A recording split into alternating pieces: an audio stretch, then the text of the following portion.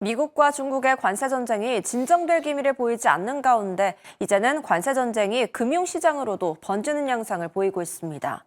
수십 년간 미국 기업 등에 활발하게 투자해오던 중국 국영 펀드들이 최근 미국 사모펀드 투자에서 손을 떼고 있는 것으로 전해졌는데요. 관세로 인한 글로벌 자본시장 앞으로 어떻게 흘러갈지, 그리고 우리에게는 어떤 영향을 미치게 될지 이야기 나눠보겠습니다. 피나클 경제연구소 장재철 대표님 모셨습니다. 안녕하십니까? 안녕하세요. 네, 안녕하세요. 네, 관세 전쟁이 금융시장으로 번지는 양상을 보이고 있습니다. 미국 기업에 투자해오던 중국 국영 펀드들이 미국 사모펀드 투자에서 손을 떼고 있는데 이게 중국 당국의 압력 때문이라고 봐도 될지요? 네, 지금 손을 떼고 있는 부분이 미국의 중국의 투자공사, 중국투자공사와 중국의 외환관리청, 그러니까 중국 정부 기관이 운영하고 있는 이런 펀드들이 미국에 있는 사모펀드들의 신규 약정이라든지 아니면 기존에 있었던 계약들을 철회하는 그런 모습을 보이고 있는데요. 사실 이런 부분들은 우리가 예상할 수 있었던 부분입니다. 왜냐하면 미국과 중국 간의 관세에 따른 어떤 갈등이 점점 심화되고 있잖아요. 그래서 이건 상품 부분에서 서비스 부분으로 갈 수도 있는 것이고, 또 미국이 앞으로 할 수 있는 중국에 대한 어떤 규제가 금융 쪽의 규제가 있을 수 있는 거예요. 그래서 아무래도 중국은 미국에 대한 금융적인 어떤 익스포저, 노출을 줄이려는 노력을 하는 것이 보다 안전한 게 아니냐. 그래서 이러한 조치들이 지금 실행되고 있다, 이렇게 생각해 볼 수 있습니다. 네, 그런데 이런 중국의 투자금 회수가 미국은 물론 미국에 동조하는 동맹국들에 대한 투자금 회수를 경고하는 것이다. 뭐 이렇게 봐도 될까요? 예, 우리가 또 비슷하게 이렇게 생각할 수 있을 것 같아요. 미국이 중국에 대해서 관세를 부과하고, 그러니까 중국은 미국에서 바로 수출하는 거 대신 다른 나라로 우회해서 수출하는데 미국이 그거에 대해서 비판을 하잖아요. 다른 나라들이 중국을 도와서 중국의 수출을 돕지 말아라. 이러한 것들을 생각하면 중국의 입장에서도 보면 어차피 미국에 대한 어떤 규제나 아니면은 압력을 가하는 거라고 하면 미국 본토에 대한 어떤 그 금융 규제뿐만 아니라 미국 이외 지역에서 미국 기업에 대한 투자를 규제하는 것도 또 효과가 있겠죠. 그래서 그런 부분까지도 지금 진행이 되고 있는 거로 지금 소식이 들리고 있습니다. 네. 또 중국뿐만이 아니라 캐나다와 유럽 연기금 등도 미국 사모펀드 투자 계획을 재고하고 있는 것으로 나타났습니다. 그렇다면 미국의 자본시장 위축으로도 이어질 수 있을 걸로 보이는데 어떻게 보십니까? 사실 이거는 그동안 우리가 그 4월 달 들어와 가지고 보편 관세와 상호 관세가 부과된 이후에 금융시장이 크게 흔들리면서 소위 말해서 셀 USA, 미국에 대한 미국 달러 자산에 대한 매도가 진행이 되면서 미국에 대한 어떤 금융시장에 대한 전망이 불투명해진 것도 일면 영향이 있을 수 있는데요. 사실 그것보다도 트럼프의 관세 정책이라든지 아니면 트럼프 행정부의 여러 가지 거시 금융 정책에 대한 불확실성들이 캐나다나 아니면 지금 얘기되고 있는 덴마크 부분에 있어서 덴마크의 기금들이 미국에 투자하는 것을 좀 꺼리게 하는 그런 영향을 주지 않나, 이렇게 봅니다. 그래서 캐나다 같은 경우에는 잠재적인 어떤 세금 이슈가 문제가 되고 있고요. 덴마크 같은 경우에는 트럼프 행정부의 굉장히 변동성이 많은 정책에 대한 불확실성을 우려해서 좀 투자를 꺼리고 있다, 이런 보도가 되고 있습니다. 네, 아까도 말씀을 하셨지만 글로벌 자금들이 셀 USA, 뭐 주식, 달러, 국채 모두 팔아치우는 이런 셀 USA를 보고 있는데 특히 삼중 폭락 흐름을 보이고 있습니다.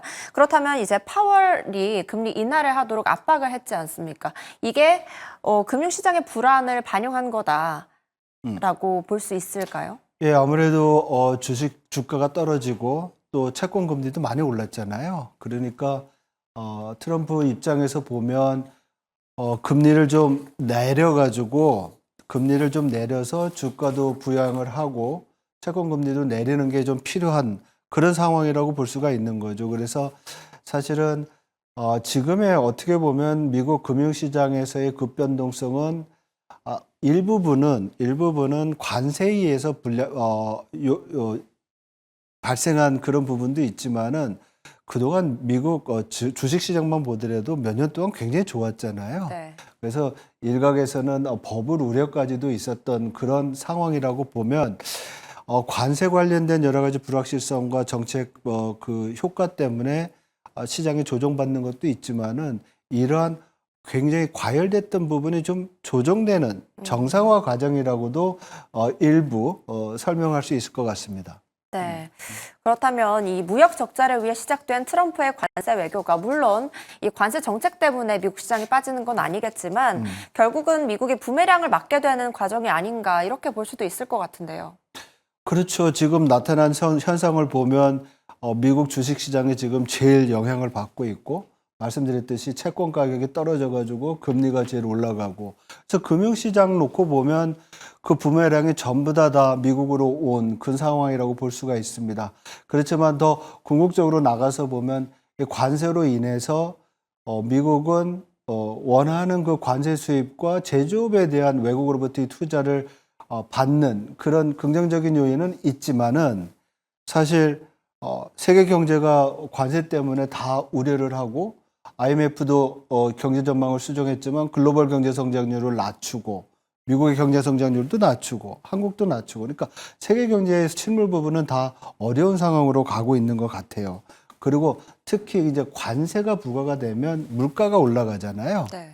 물가가 올라가면 소비자들의 부담이 많이 늘어납니다. 그래서 일부 분석에 따르면 트럼프 1기의 관세 증가가 약한 소비자들한테 당시에 2017년, 18년에 600억 달러의 부담을 줬다고 보고 있고요. 이번에 트럼프가 지금 추진하고 있는 관세는 미국 가게당 약 한 2,000달러, 연간 2,000달러 정도의 부담을 준다고 하니까 이거는 사실은 지금 관세로 인해서 좀 긍정적인 면을 그거는 어떻게 보면 좀 장기적인 것이고 단기적으로는 그 부메랑의 효과가 크다고 볼 수가 있는 거죠. 네, 우려했던 것이 현실로 다가오는 것 같습니다. 그런데 계속되는 이런 관세 전쟁 우려 속에서 외국인은 한국 주식시장에서 8개월째 매도세를 이어가고 있습니다. 셀 USA를 한다면 미국을 떠난 자금이 국내로 유입될 법도 한데 왜 들어오지 않는 걸까요? 글쎄요, 그게 지금 우리 시장의 가장 큰 문제인 것 같습니다. 계속 외국인들은 우리 시장에서 팔고 있죠, 주식시장에서는. 그래서 보면 이 미국에서의 그 외국인들의 매도가 한국으로 오지 않고 다른 데로 가고 있죠. 그 유럽이나 아니면 중국이나 이런 쪽으로 가고 있는데 아마도 여기에는 이 관세의 영향이 한국과 같이 제조업 위주의 수출을 하는 국가들에는 부정적인 영향을 미치기 때문에 그런 거고요. 두 번째로는 우리 그 주식시장을 보면 아니면 우리 산업을 보면 제1등 산업이 반도체 산업인데 반도체 산업이 그동안 좀 안 좋았었잖아요. 네. 그리고 아직까지 트럼프의 관세가 반도체에 대해서는 결정된 게 없어요. 불확실하다는 거죠. 그래서 이런 부분들이 좀 영향을 받을 수 있고요.